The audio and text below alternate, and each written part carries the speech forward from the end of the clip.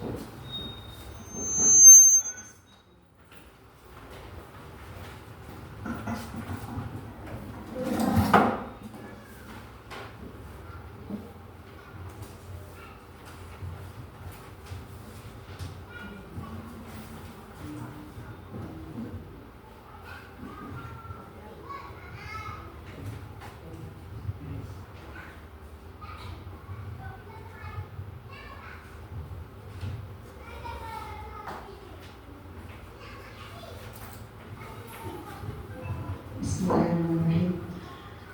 Air beriak tanda tak dalam, airnya tenang seperti berlian. Izinkan saya ucapkan salam untuk Bapak dan Ibu yang berkenan hadir pada siang hari ini. Assalamualaikum warahmatullahi wabarakatuh. Waalaikumsalam warahmatullahi wabarakatuh. Alhamdulillah, bersyukur kepada Allah yang masih melimpahkan rahmat dan nikmatnya kepada kita semua, sehingga kita dapat berkumpul di ruangan SDN 10 Kota Besar yang kita cintai ini. Salawat beriringkan salam tidak bosan-bosannya kita kirimkan buat arwah junjungan kita, yakninya Nabi besar Muhammad Sallallahu Alaihi Wasallam, yang sama-sama kita hormati Bapak Kepala Sekolah SDN 10 Kota Besar. Terima kasih Pak sudah menghadiri kegiatan diseminasi calon guru penggerak angkatan 10. Yang saya hormati Ibu guru hebat SDN 10 Kota Besar. Terima kasih juga ibu-ibu yang meluangkan waktunya untuk mengikuti acara kegiatan diseminasi budaya positif pada siang hari ini. Sebelumnya saya mohon maaf ibu-ibu dan bapak. Kegiatan ini melengkapi memenuhi kegiatan saya, dalam memenuhi kegiatan saya penyampaian budaya positif dalam modul 1.4. Baik Ibu dan Bapak,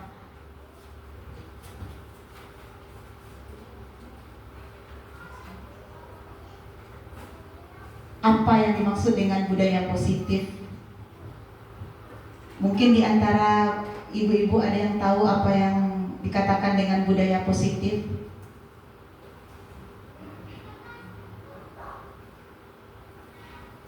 Ya, budaya positif adalah nilai-nilai kebajikan, keyakinan-keyakinan dan kebiasaan-kebiasaan di sekolah yang berpihak pada murid, agar murid dapat berkembang menjadi pribadi yang kritis, penuh hormat, bertanggung jawab dan memiliki rasa peduli.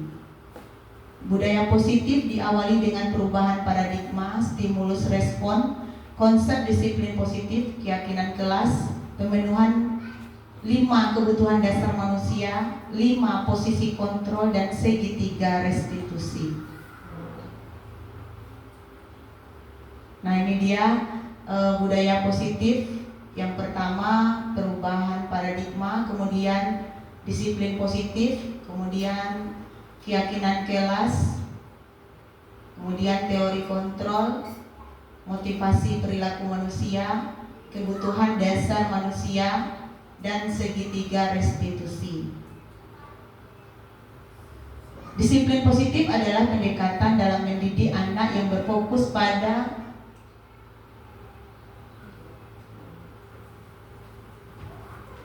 pengembangan hubungan yang saling menghormati antara orang tua dan anak, sambil mengajarkan keterampilan penting dan mempromosikan perilaku yang positif. Pendekatan ini mengutamakan pembangunan karakter dan mengajarkan anak untuk mengambil tanggung jawab atas tindakan mereka sendiri tanpa hukuman dan hadiah. Nah, jadi disiplin positif ini kita sebagai guru tidak ada lagi tindakan yang fokus kepada hukuman dan hadiah. Nah, apa nilai-nilai kebajikan universal? Artinya adalah prinsip-prinsip moral dan etika yang diakui secara luas di berbagai budaya dan tradisi. Meskipun ada variasi dalam penekanan nilai-nilai berbagai masyarakat, beberapa contoh nilai kebajikan universal itu yaitu nilai-nilai kejujuran, keadilan, saling menghormati, kerjasama, kebaikan, dan penghargaan terhadap kehidupan. Ketika seseorang melakukan hal positif dan nilai-nilai kebajikan universal tersebut, maka pendidikan anak akan didasarkan pada prinsip-prinsip moral yang mendukung pertumbuhan karakter yang baik dan positif. Tentunya karakter-karakter, kebiasaan-kebiasaan yang baik yang akan ditekankan kepada anak-anak kita. Nah, ini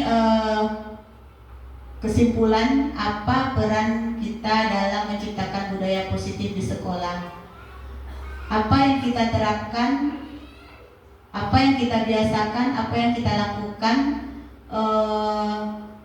budaya-budaya apa yang kita lakukan di sekolah kita agar budaya positif atau disiplin positif itu terlaksana di kelas-kelas kita atau di sekolah kita.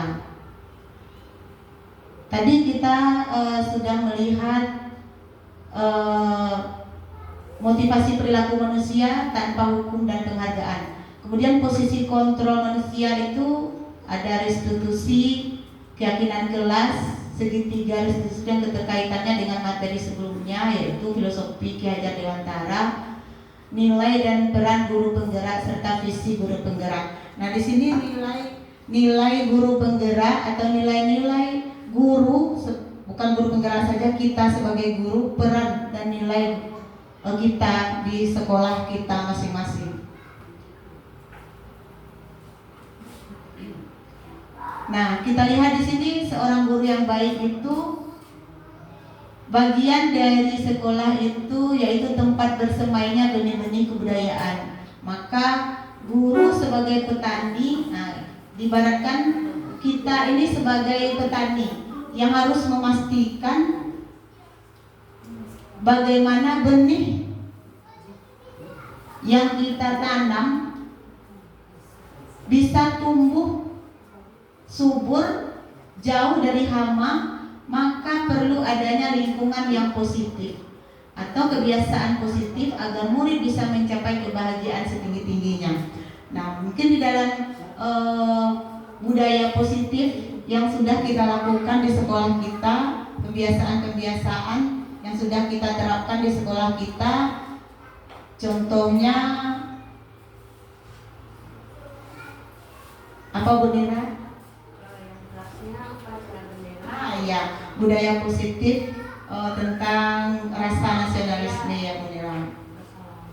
Oh iya, ya, terima kasih Bu Nira. Budaya bersalaman, 5S, ya, senyum, sapa, salam, sopan dan santun. Nah, itu menjadi kebiasaan dan budaya positif yang sudah kita laksanakan di sekolah kita. Mudah-mudahan ke depannya kita lebih mengembangkan lagi karakter murid kita yang berbudaya positif. Kemudian seorang guru yang baik itu harus mampu memiliki kemampuan dalam mewujudkan budaya positif sehingga dapat membuat murid memahami dan menyadari berdasarkan motivasi internal, bukan akibat paksaan atau pujian ataupun hukuman. Nah, di sini kita sebagai guru tentu perlu memberikan motivasi bahwa motivasi yang baik itu adalah motivasi dari dalam diri kita sendiri, dalam diri anak-anak didik kita sendiri. Karena motivasi itu ada motivasi internal dan motivasi eksternal. Yang lebih baik itu adalah, yang lebih bagus itu adalah motivasi internal yang keluar dari dalam diri kita sendiri. Jadi untuk itu kita sebagai guru dapat mengarahkan, ya, menumbuh kembangkan budaya positif tadi dari atau berdasarkan motivasi yang ada dalam diri peserta didik kita. Kemudian guru yang baik itu tentunya memiliki strategi dan cara penerapan disiplin yang mengajarkan anak-anak kita bertanggung jawab dan menumbuhkan kesadaran diri berdasarkan nilai-nilai kebajikan. Yang seperti tadi mungkin salah satu contohnya nilai-nilai kebajikan universal, kejujuran, saling menghargai, tanggung jawab. Nah itu kita sebagai guru bertanggung jawab untuk menumbuhkan kesadaran mereka sesuai dengan nilai-nilai kebajikan universal.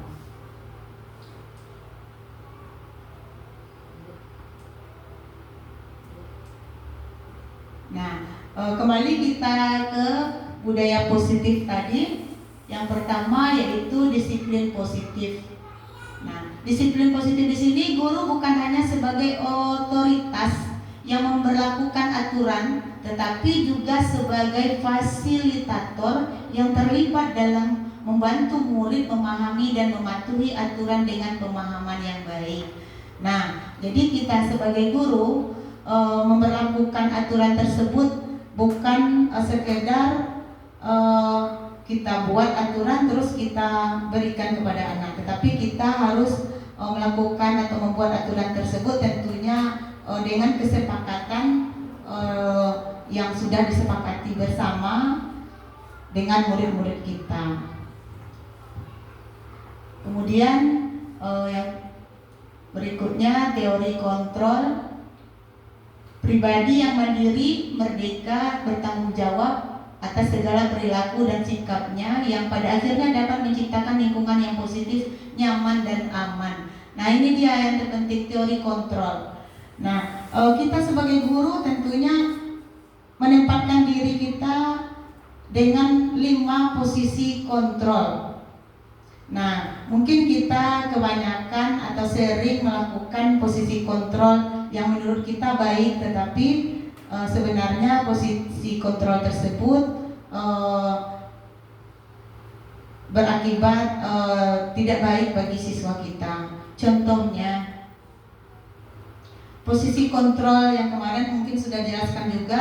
Apakah ibu-ibu masih ingat posisi kontrol seorang guru? Coba silakan Bu Neti beri pendapatnya.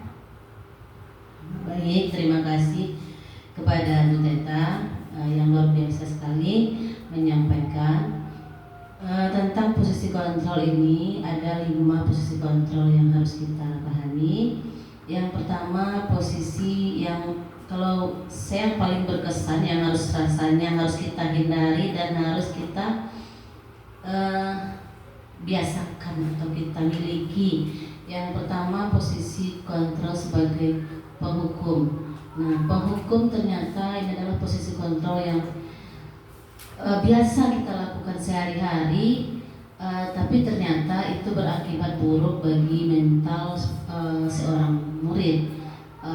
Kita secara tiba-tiba memberikan hukuman tanpa ada kesepakatan, sehingga muncul sifat anak itu dongkol.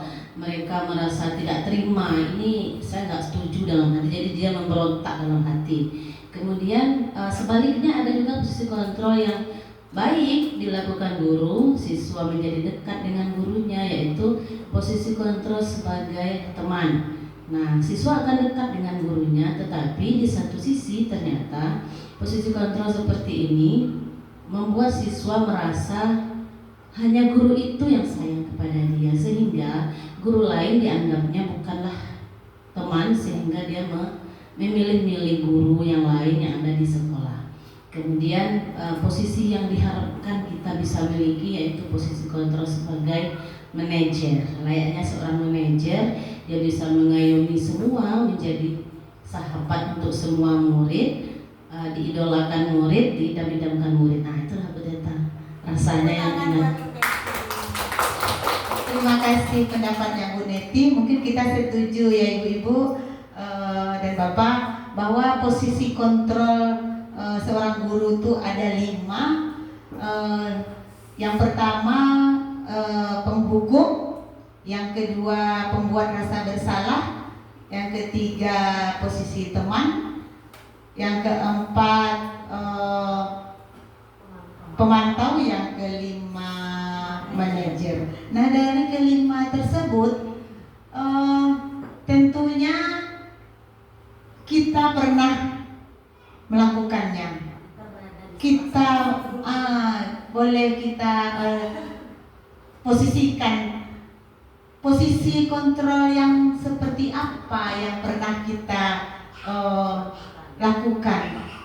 Mungkin penghukum yang seperti tadi dibilang Bu Neti bahwa tiba-tiba contohnya anak kita terlambat misalnya, kenapa kamu terlambat? Sekarang karena kamu terlambat, kamu pilih sampah misalnya, atau ya, atau mungkin ya atau mungkin waktu upacara bendera anak kita tidak memakai perlengkapan seragam, kemudian kita panggil, kemudian kamu tinggal dulu di lapangan, terus hormat bendera atau kakinya diberdirikan. Itu mungkin posisi kontrol yang pernah kita lakukan. Kemudian pembuat rasa bersalah, ini biasanya kita sampaikan, kita lakukan pada anak-anak kita karena mungkin anak-anak ribut di dalam kelas atau tidak terkontrol juga mungkin sikap anak dalam kelas, terus gurunya ngomong, "Nggak, kasihan anak-anak ibu sama ibu, kasihanlah sama ibu, nanti ibu dimarahin sama bapak kepala sekolah kalau meribut terus, kalau jalan-jalan terus."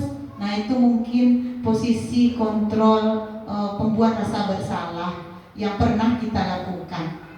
Kemudian posisi teman, seperti tadi mungkin dia menganggap kita sebagai temannya, kita pun seperti itu, yang antara teman seperti dekat. Nah, itu posisi apa-apa sama gurunya ngadu. Nah, itu posisi teman yang pernah kita lakukan juga. Kemudian pemantau, kita melihat dari jauh, kita perhatikan bagaimana anak tersebut, sikap mereka, kita lihat mungkin dia pernah berbuat salah kepada temannya, kita pantau, kita lihat, kemudian terlambat pun seperti itu.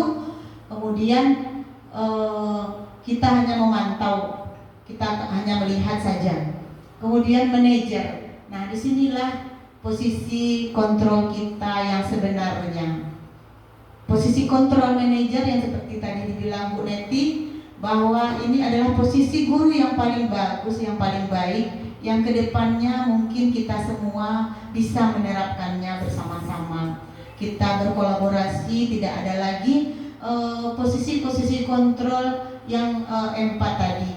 Lebih kita kembangkan posisi kontrol kita sebagai manajer, bahwasanya kita menjadikan murid-murid kita sebagai sama, maksudnya kita sebagai manajer, bagaimana manajer ke melayani, mengayomi serta memenuhi kebutuhan dari siswa-siswi kita yang berbeda, karena mereka terlahir dari berbagai karakter.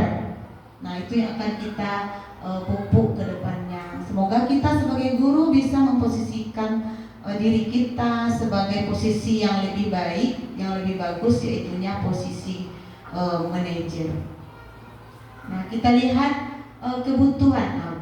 Kenapa kita memposisikan diri kita yang lebih baiknya sebagai posisi control manager karena kita sebagai manusia itu mempunyai 5 kebutuhan dasar. Nah, apa saja kebutuhan dasar manusia tersebut? Yang pertama, kebutuhan bertahan hidup, survival. Yang kedua, kebutuhan untuk diterima, love and belonging. Ya, yang ketiga, kebebasan, freedom. Kemudian yang keempat, kebutuhan dasar kesenangan atau fun. Kemudian yang kelima, kekuasaan atau penguasaan atau power. Kita lihat yang pertama. Atau adakah ibu-ibu yang bisa menjelaskan atau berpendapat tentang kebutuhan bertahan hidup atau kebutuhan salah satu di antara kebutuhan yang 5 ini? Ada ibu-ibu? Bagaimana Bu Nira? Mohon pendapatnya tentang kebutuhan dasar manusia. Mungkin saya berpendapat kebutuhan hidup manusia itu yang pertama kebutuhan bertahan hidup itu udah pasti ya Bu ya. Untuk menjalankan sesuatu di dunia ini pasti untuk bertahan hidup itu kita lalui. Nah, saya mengambil mungkin kesenangan mungkin Bu dengan keadaan kita sekarang yang penuh tugas yang kita jalani bersama siswa, bersama-sama kita dalam melaksanakan aktivitas ini. Mungkin ada beberapa kesenangan di sini, bukan kesenangan yang happy atau gimana. Ada perlu sekali-sekali kita membawa murid kita tertawa untuk melakukan pembebasan pikiran ini, pelepasan hati. Terkadang kita jangan jauh-jauh lagi bersama murid kita saja. Dalam sehari kita berikan bercerita atau bagaimana dengan murid kita, pasti rasanya betah kita di dalam kelas itu untuk melaksanakan atau menjalankan keseharian kita. Mungkin bagi saya begitu. Mungkin ada ibu-ibu yang lain menambahkan. Terima kasih, tepuk tangan buat Bu Nira. Terima kasih pendapatnya Bu Nira. Seperti yang Bu Nira bilang tadi, semua kita pasti menginginkan yang namanya kesenangan atau fun. Apalagi anak-anak didik kita ya Bu Nira. Apalagi anak-anak didik kita di kelas dari pagi mungkin sampai siang, suntuk materinya, ya tentu jenuh. Nah, maka tugas kita sebagai guru mungkin kita bagaimana memberikan suasana, menciptakan suasana yang menyenangkan di dalam kelas. Mungkin seperti Ibu Nira bilang tadi, bercerita, atau mungkin kita sering-sering melakukan ice breaking. Nah, itu ice breaking itu ternyata adalah haknya anak. Kesenangan itu adalah haknya anak ataupun haknya kita sebagai manusia. Nah, kepada murid-murid kita, anak-anak didik kita, tentunya itu yang kita tuju, karena kita sebagai pendidik menuntut mereka untuk menciptakan karakter anak didik kita yang setinggi-tingginya, tentunya dengan menyenangkan. Kebahagiaan mereka, kebahagiaan itu tentunya termasuk kesenangan tadi. Mungkin dari pagi kita di dalam kelas memasukkan materi aja tanpa ada ketawanya, tanpa ada ceritanya, tentu mungkin anak-anak kita akan menjadi bosan. Maka untuk itu kita ciptakanlah pembelajaran yang menyenangkan. Ya. Kemudian kebutuhan bertahan hidup itu sudah tentu ya Ibu. Kadang-kadang ada anak kita di dalam kelas ini, ada mungkin yang tidak sengaja mengambil makanan temannya. Nah, sementara nanti kalau temannya yang tidak tahu tentu menjadi berkelahi atau apa.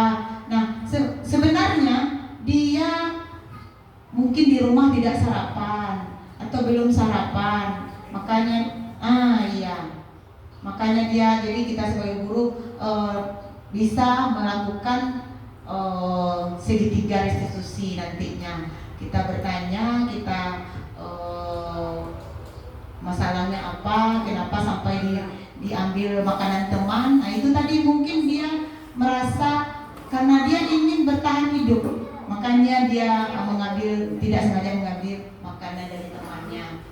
Nah itu sampai kita perhatikan sampai ke situ, survei dulu, iya. Nah kenapa dia seperti itu? Sebenarnya mungkin dia pengen karena ingin bertahan hidup, makanya tidak sengaja mengambil anak yang seperti itu. Iya beneran, iya. Ya mungkin itulah kebutuhan dasar manusia tadi. Apalagi anak-anak kita di dalam kelas kita yang berbeda, yang beragam karakternya. Kemudian kebutuhan untuk diterima. Nah ini satu, anak-anak kita mungkin ada di dalam kelas kita itu yang suka memisah-misahkan teman atau tidak mau berteman dengan si A, si B. Nah, sebenarnya mereka hanya ingin mungkin karena tindakan teman-temannya membuat anak tersebut mungkin dia sebentar izin keluar, mungkin mengganggu temannya yang lain. Nah mungkin ada saja kegiatan yang dilakukannya waktu belajar. Nah itu kita harus tahu juga sebenarnya mereka kebutuhan untuk diterima itu belum terpenuhi sama kita ataupun sama teman-temannya. Sengaja jalan-jalan, ya supaya dilihat, supaya diperhatikan oleh gurunya. Mungkin di situ kita bisa memenuhi kebutuhan anak didik kita agar kebutuhan untuk diterima di dalam kelas, diterima di teman-temannya bisa terpenuhi. Kemudian kebebasan. Nah ini dia, seperti kita juga sebenarnya kebebasan ini termasuk kebutuhan dasar yang harus kita penuhi, yang harus dipenuhi oleh seorang guru. Kebebasan berpendapat. Jadi misalnya anak-anak bertanya, kita langsung udah. Nah, jadi seharusnya kita layani terlebih dahulu apa yang mau dikatakan, mau dibicarakan, karena mereka mempunyai hak untuk mengeluarkan pendapat mereka. Nah, jadi mereka bebas mengeluarkan pendapat tentunya dengan arahan. Kalau seandainya pendapat mereka kurang ada yang tidak negatif atau bagaimana, tentunya bisa diberi arahan juga.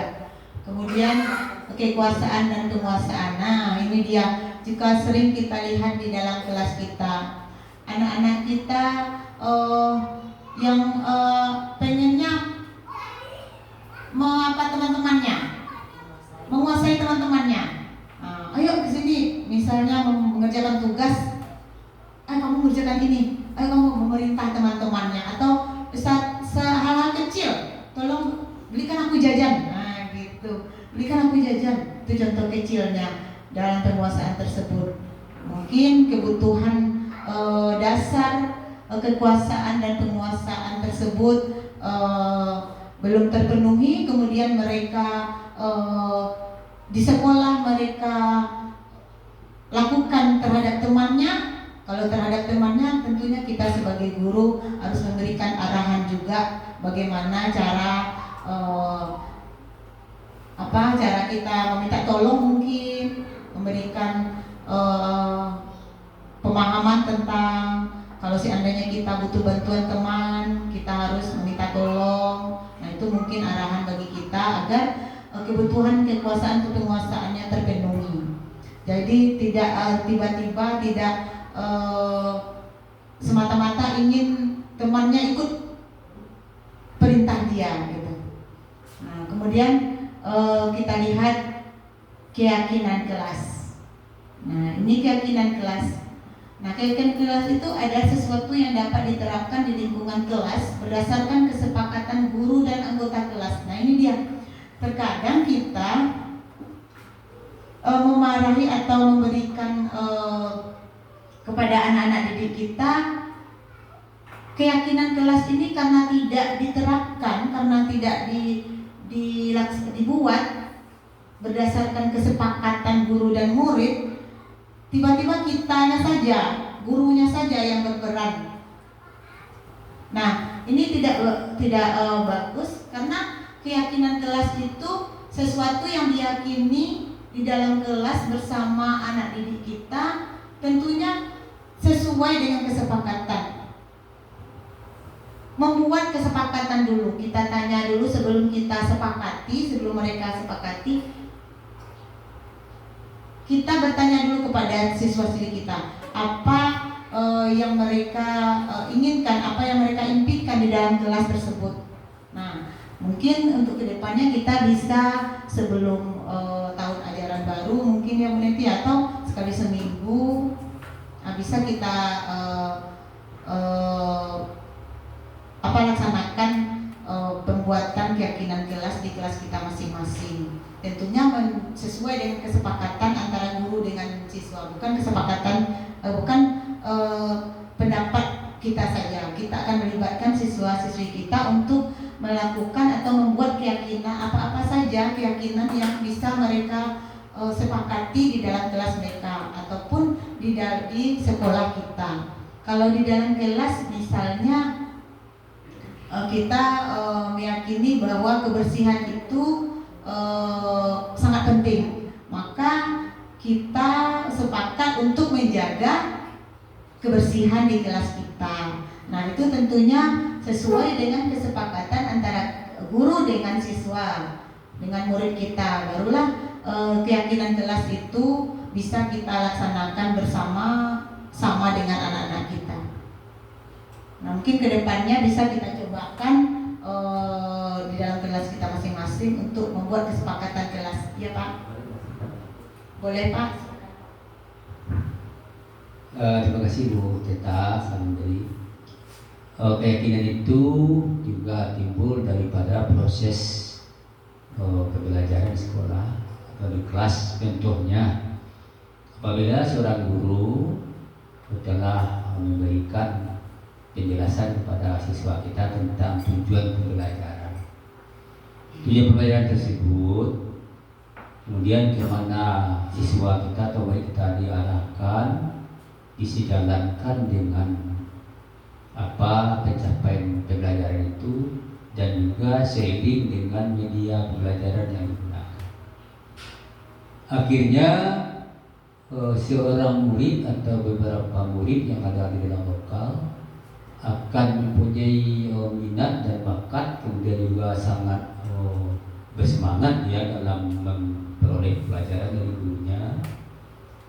Maka apa yang telah diajarkan oleh gurunya itu timbul keyakinannya, artinya ya ini yang dipelajari sama ibu, ini tujuannya, ini kesini perginya gitu kan.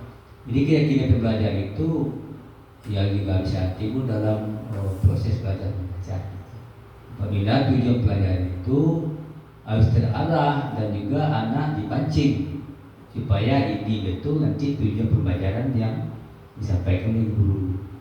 Ini juga dalam pemakaian media itu kan dituntut dalam kurikulum Merdeka ini bagaimana media pembelajaran itu yang bervariasi, artinya menyenangkan supaya keyakinan belajar anak timbul antara guru dengan murid itu sepakat gitu. Maka tercipta nanti nilai yang lebih maksimal atau lebih tinggi. Ya mungkin itu tambahan maksudnya. Terima kasih Bu Teta. Terima kasih Pak atas masukannya, atas pendapat Bapak. Seperti yang Bapak bilang tadi, betul, bagus. Mungkin kita harus menerapkannya untuk pembelajaran juga ya Pak. Bagaimana pembelajaran kita menyenangkan, bagaimana tujuan pembelajaran kita tercapai. Tentunya tentunya kita memiliki kesepakatan atau keyakinan yang kita berikan kepada siswa kita tentunya sesuai ya Pak ya. Nah, kesepakatan di sini bisa di dalam pembelajaran, bisa juga dengan proses ya disiplin atau tingkah laku peserta didik kita, bisa juga di lingkungan kita.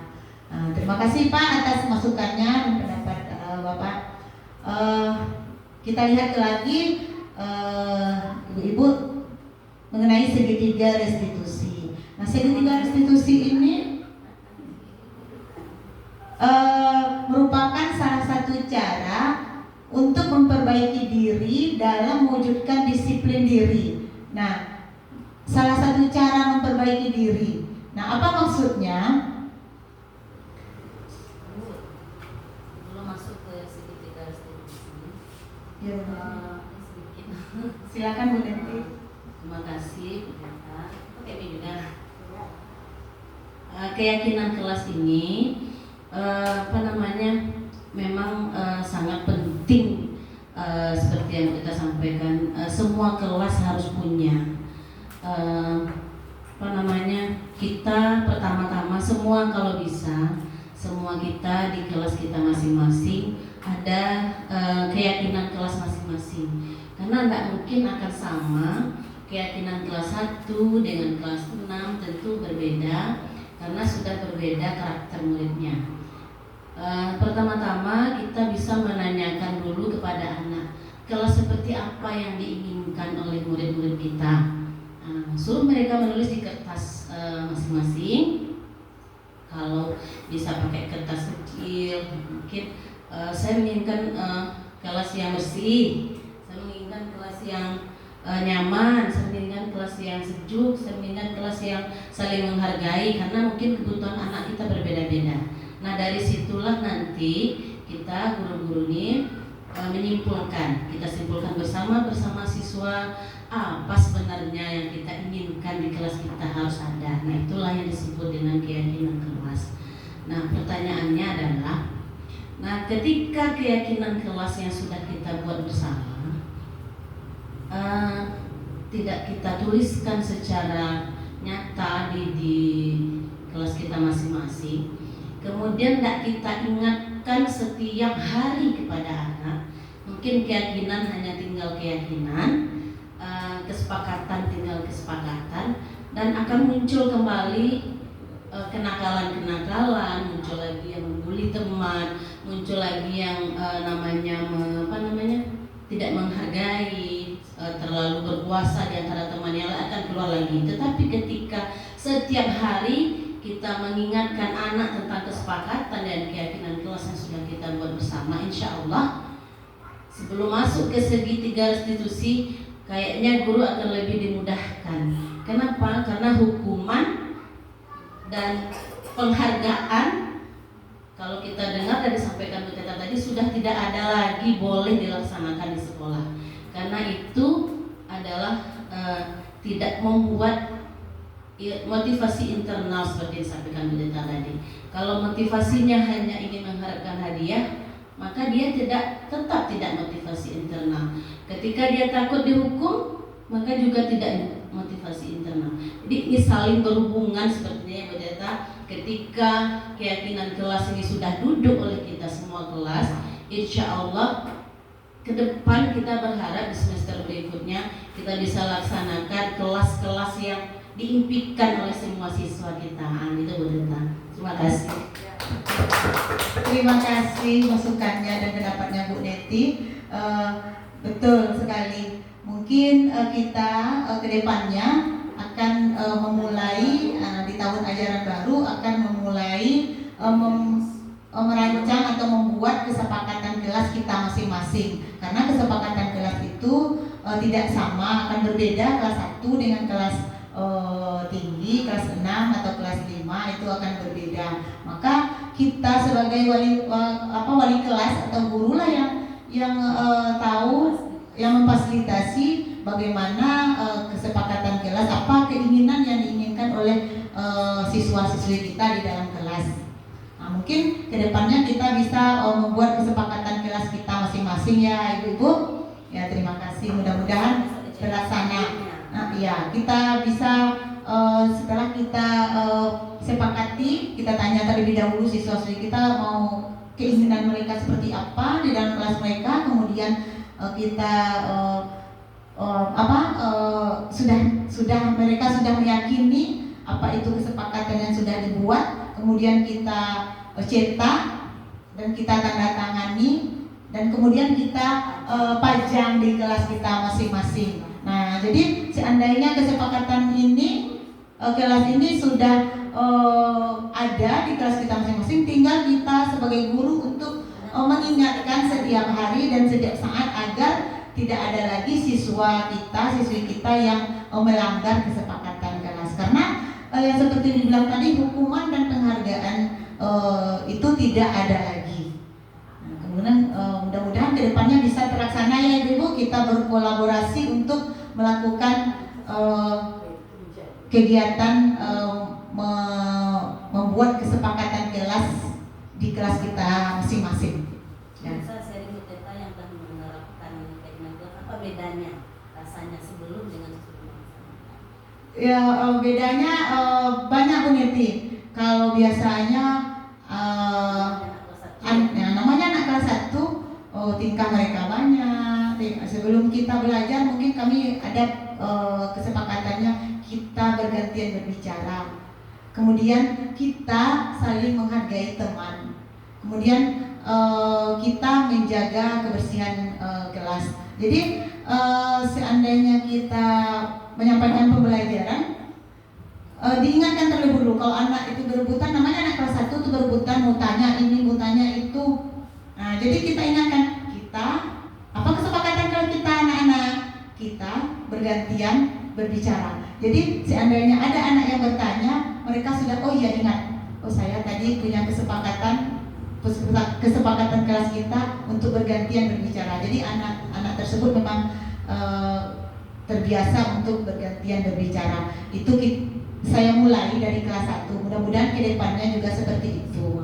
Semua kelas juga memiliki kesepakatan kelas masing-masing yang bisa diterapkan di kelas masing-masing sesuai dengan kesepakatan yang dibentuk antara guru dengan murid-murid kita. Nah, kemudian lagi mengenai disiplin, misalnya setiap keluar atau izin keluar, nah itu juga menjadi kesepakatan minta izin keluar bergantian. Kadang-kadang anak-anak namanya anak kelas 1 udah satu keluar temannya, keluar lagi satu lagi. Jadi kalau kita tidak menerapkan kesepakatan ya seperti itu jadinya. Udah 5 orang mau keluar kelas, jadi kelasnya nanti kosong. Nah, jadi kalau kita ingatkan kesepakatan kelas kita, apa kesepakatan kelas kita tadi anak-anak? Oh iya, bergantian minta izin. Jadi anak yang udah duluan ya langsung pergi, yang di belakang mundur lagi karena mungkin mengingat kesepakatan yang sudah disepakati bersama. Nah, kemudian itu karena adanya keyakinan atau kesepakatan kelas tadi, maka hukuman atau pelanggaran ataupun hadiah itu tidak ada lagi. Nah, seandainya masih kesepakatan kelas tersebut 1-2 orang tentu ada ya Ibu-ibu, mungkin melanggar atau mungkin tidak ingat sekali atau tidak sesuai. Nah, tentu apapun perbuatan atau tingkah laku anak-anak kita, tentu kita tidak memberikan hukuman langsung Ibu-ibu, tidak memberikan hukuman kepada anak-anak kita. Kita lakukanlah segitiga restitusi tadi. Karena segitiga restitusi itu adalah salah satu cara untuk memperbaiki diri. Jadi seandainya ada anak-anak kita yang melanggar kesepakatan kelas tadi atau keyakinan kelas tadi, kita bisa memanggil anak kita tersebut. Kita tanya, kita restitusi dulu. Kita lakukan, kita panggil, kemudian kita tanya, kita beri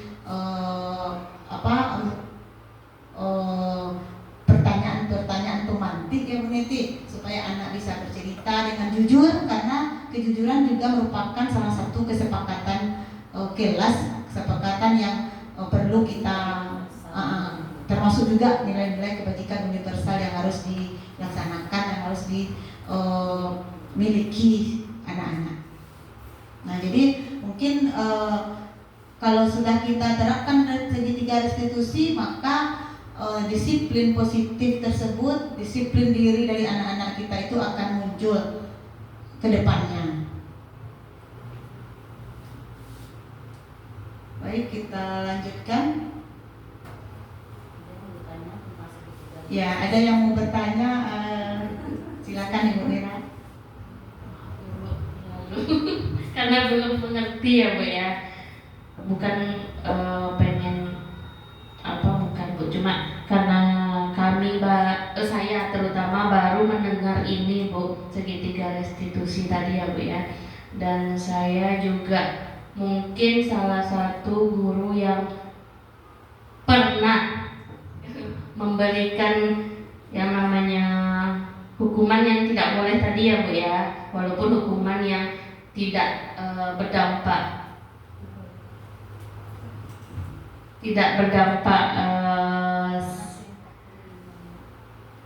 ke fisik Bu, bukan, tapi untuk disiplin dia juga. Dan satu lagi, saya pernah juga memberikan berbentuk seperti sarapan pagi, contohnya ada anak-anak yang bisa menjawab, ayo sarapan pagi ini ada gitu. Apakah seperti itu tidak boleh lagi atau seperti apa yang diperbolehkan Bu? Jadi saya pengen contoh yang lebih mungkin saya jujur pernah melakukan seperti hukuman tadi itu Bu, hukumannya ya nggak menyakiti atau apa untuk dirinya, cuma kan di sini kita membahas tadi tanpa hukuman, tanpa hadiah gitu. Nah, dilakukan ke segitiga restitusi tadi. Mungkin saya belum paham secara jadi minta contohnya dan apa yang harus kita lakukan Bu gitu. Contoh Bu, maaf ya Bu Teta ya, contoh yang saya rasakan ini yang pernah mungkin kita sama-sama lakukan hari Senin aja nih Bu, gitu kan Bu. Anak-anak kita kan udah kesepakatan nih Bu, kata Bapak Kepala Sekolah, minggu besok siapa yang tidak memakai atribut atau topi, perlengkapan pokoknya kita sepakat nih Bu sama anak-anak. Besok dikasih ini ya gitu. Dan ternyata minggu itu udah sepakat kita Bu, walaupun bukan di dalam kelas ya Bu, tapi kita melakukan kesepakatan. Tapi ada Bu anak itu yang tidak memakai, tapi kita tanya dulu kenapa tidak memakai, hilang Bu, lupa Bu. Mungkin untuk perbaikan saya dan ibu-ibu mungkin di sini juga bagaimana kami caranya gitu Bu, supaya kami tidak salah ke depannya lagi Bu. Terima kasih Bu Teta. Terima kasih juga Bu Nira atas pertanyaannya. Bagaimana Bu Neti bisa membantu menjawabnya Bu Neti? Karena yang tadi dibilang mungkin kita semua ya Bu Nira, ada yang melanggar aturan, Tapi tidak menyakiti. Iya, kita kembali lagi ke slide sebelumnya. Nah, keyakinan atau kesepakatan tadi, kita membuat kesepakatannya kita saja. Apakah sudah bersama anak, sama siswa kita di dalam kelas kita masing-masing, atau hanya sekedar menyampaikan secara lisan? Karena atau dari Bapak Kepala Sekolah saja. Yang kesepakatan kelas itu kita meminta pendapat dulu kepada keyakinan tadi, kita minta pendapat kepada anak-anak kita dulu maunya seperti apa. Misalnya nih di waktu upacara bendera tentang keseragaman kita, maunya seperti apa anak-anak kita. Pasti semua anak ingin lengkap. Nah, seandainya anak-anak tidak ada yang lengkap, bagaimana? Seandainya tidak lengkap, bagaimana? Mungkin sekali, 2 kali bisa kita maafkan. Yang ketiga kali tentu kita lakukan lagi segitiga restitusi. Kita panggil mereka dulu. Jadi kita tidak ada lagi menghukum anak. Iya, tidak ada lagi kumpul yang tidak lengkap ngumpul di sini. Kemudian kita beri bla bla bla bla bla seperti itu. Kalau bisa itu memang tidak diadakan lagi. Kita panggil, kan itu per kelas ya Bu, tidak sama kelasnya. Mungkin ada dari kelas 6, ya guru kelas 6 melakukan segitiga restitusi. Mungkin ada dari kelas 4, anak kita guru kelas 4 yang melakukan segitiga restitusi, menanyain secara dekat, secara anak-anak tersebut kenapa masih belum lengkap. Mungkin memang tidak ada pemberi Bu. Tidak ada mungkin orang tuanya uang, mungkin kan Bu, bisa saja. Nah sebagai guru mungkin kita sendiri berapalah harga topi satu, berapalah harga ikat pinggang satu, mungkin kita bisa membantu hal-hal kecil seperti itu supaya kedepannya anak-anak kita tidak ada lagi yang tidak lengkap. Begitu. Ada tambahan Bu Neti? Terima kasih Bu Teta, luar biasa sekali pertanyaan Bu Nira. Sudah tepat sekali jawaban Bu Teta tadi ya. Memang mudah-mudahan kita bisa terapkan ke depan. Ternyata kalau seandainya kita masih meninggalkan anak yang tidak lengkap, atau seperti saya sebagai guru PAI yang tidak sholat Jumat ditinggalkan dari teman-temannya, ternyata itu tidak sesuai dengan budaya positif. Nah, karena dengan demikian anak akan merasa malu. Bukannya mereka sadar, karena saya lihat sendiri itu Bu Teta. Minggu ini dia tidak sholat Jumat, minggu depan dia lagi yang tidak. Ternyata tidak menimbulkan efek berubah atau jerah bagi anak. Jadi makanya disinilah masuknya atau pentingnya yang terakhir ini Bu Nira, segitiga restitusi. Nah, ketika anak-anak kita nanti kalau seandainya kita semua guru kelas sudah membuat keyakinan kelas di kelas masing-masing, jadi Bapak Kepala Sekolah tidak harus membuat peraturan lagi karena sudah ada di kelas masing-masing. Ketika ada anak yang tidak mengikuti, maka guru kelasnya itu menanyakan anak dalam bentuk segitiga restitusi. Segitiga restitusi itu nanti kita tanya kepada anak, pasti setiap anak melakukan sesuatu pasti ada alasannya. Jadi walaupun kita berbuat salah pasti ada alasannya. Kita harus mengakui bahwa salah itu adalah hal biasa. Kita akui bahwa mungkin tapi pentingnya adalah pasti ada alasannya. Nah, ketika kita tahu alasannya, ternyata mungkin sholat Jumat tadi misalnya, dia tidak sholat Jumat karena di rumah dia tidur, tidak ada yang membangunkan. Dan kalau orang tidur sedangkan Allah saja tidak memberikan masa kita, gitu loh. Jadi kita akui bahwa kesalahan itu adalah hal biasa. Yang penting kita tahu bahwa itu adalah sebuah kesalahan. Yang penting yang harus ditanamkan kepada anak, dia tahu apa tidak anak ibu, bahwa keyakinan kelas apa yang sudah dilanggar oleh anak ibu. Jadi dia yang mencari sendiri apa keyakinan kelas yang sudah dilanggarnya. Nah, setelah itu memang dari dirinya yang mencari kesalahan dari dirinya, ternyata sesudah itu ada perubahan. Nah, dia yakin, saya nggak mau lagi berbuat kesalahan, ternyata itu.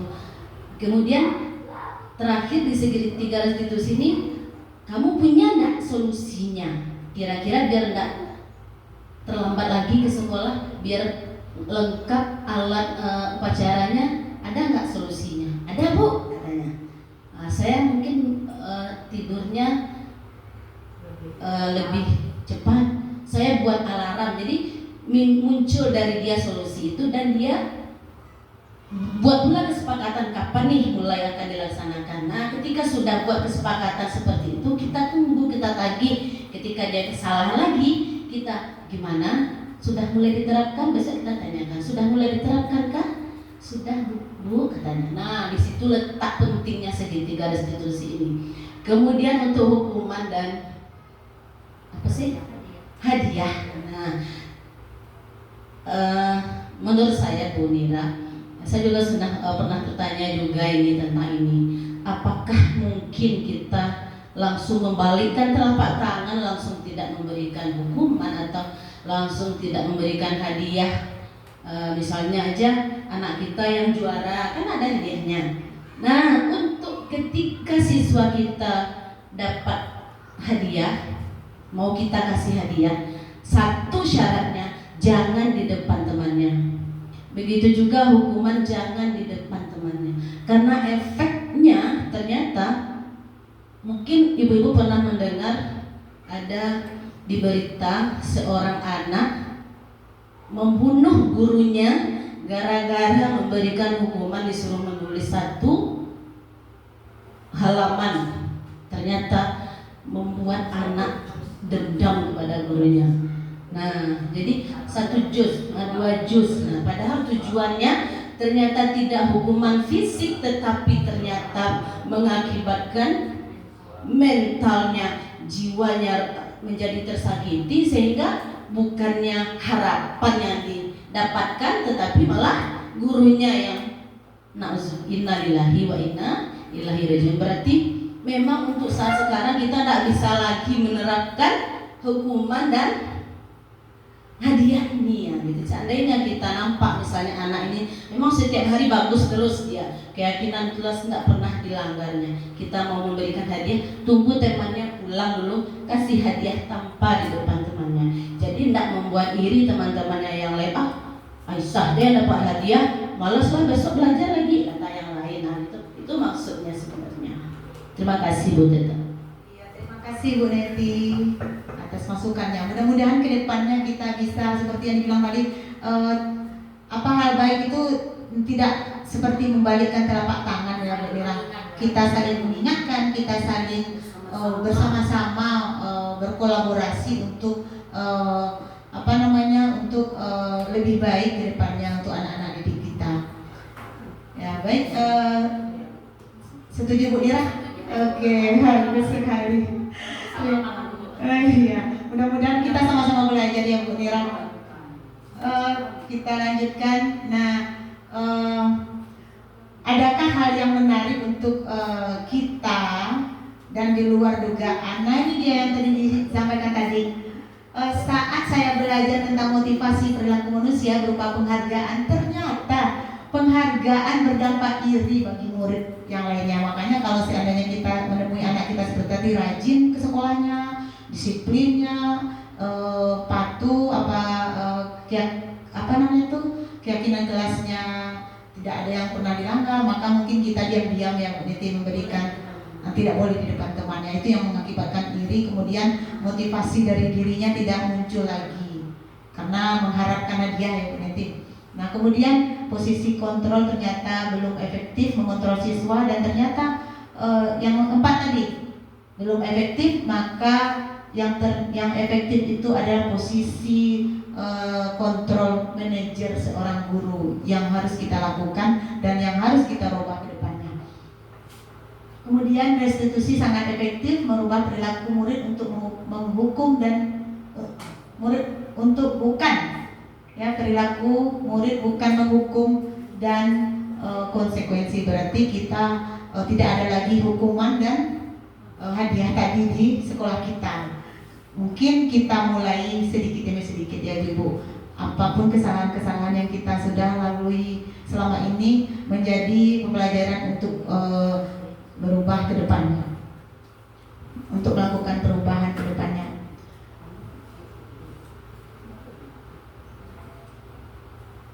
Nah, ini dia bagaimana perasaan kita setelah tahu posisi kontrol kita sebagai guru. Kira-kira kemudian kebutuhan hidup, kebutuhan dasar manusia, kira-kira bagaimana pendapatnya Bu Yosis?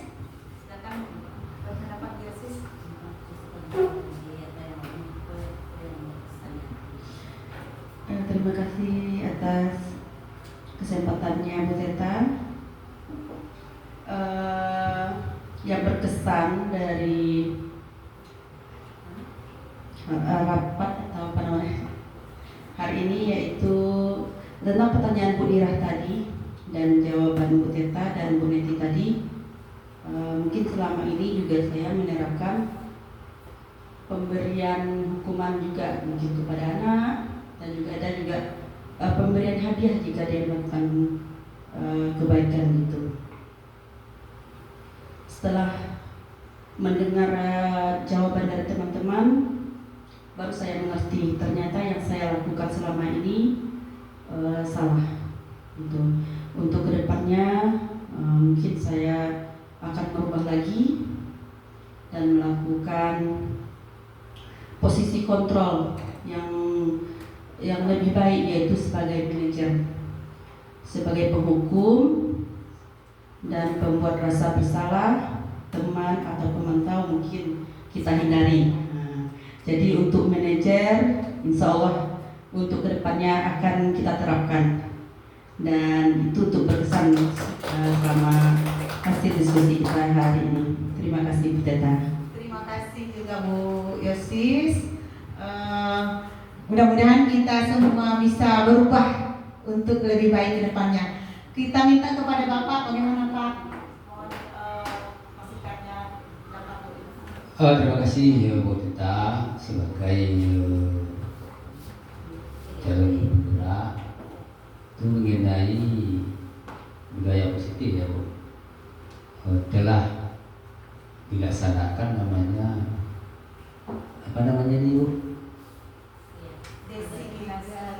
Diseminasi.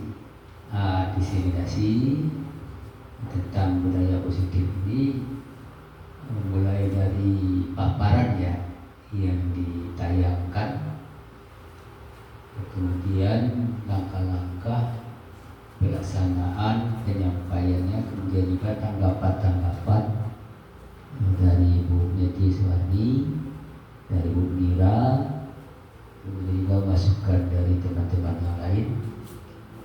Rasanya memang sesuai dengan yang Bapak Ibu sampaikan, artinya positifnya Bu. Selama ini belum ada calon guru penggerak, kita belum mengenal dengan budaya positif. Tapi alhasil sesuai dengan moto penggerak ini timbullah namanya guru-guru hebat. Ya, guru hebat ini sesuai dengan tayang-tayangan oleh calon guru penggerak. Artinya penilaian baru yang kemungkinan di dalam pelaksanaan pembelajaran atau membawa murid ke arah yang lebih baik. Sebenarnya ada yang disampaikan itu, ada namanya berupa penghukum atau hukuman, dan juga ada berupa penghargaan dan gitu kan. Tapi dalam wujud kenyataan sebenarnya rupanya kan tidak seperti itu, ya kan? Jadi kalau selama ini tentu Bapak mengenal di sekolah itu yang manajer itu kan khusus dari kepala sekolahnya, bagaimana sekolahnya itu berjalan dengan baik kan. Tapi sekarang malah guru di kelas juga manajer juga gitu kan. Itu sangat menarik sekali. Terima kasih. Itu motivasi dari masukan dari Bapak. Assalamualaikum warahmatullahi wabarakatuh. Terima kasih Bapak dan Ibu. Mudah-mudahan kedepannya kita sama-sama termotivasi dalam diri kita masing-masing untuk melakukan perubahan yang lebih baik ya Pak ya. Semoga anak didik kita menjadi anak didik yang berkarakter dan memiliki memenuhi dan terpenuhi kebutuhan dasar mereka satu persatu. Nah, ini sebaik-baik manusia adalah yang mau memperbaiki kesalahannya. Nah, saya juga bersifat salah ya Pak. Saya mungkin banyak salah, saya banyak khilaf. Untuk itu saya juga mohon dimaafkan. Mungkin untuk diskusi kita siang hari ini saya Berterima kasih banyak kepada Bapak dan Ibu sudah meluangkan waktunya. Aplaus bagi kita semua. Terima kasih atas waktunya. Salam sehat dan bahagia Bapak Ibu guru hebat. Assalamualaikum warahmatullahi wabarakatuh.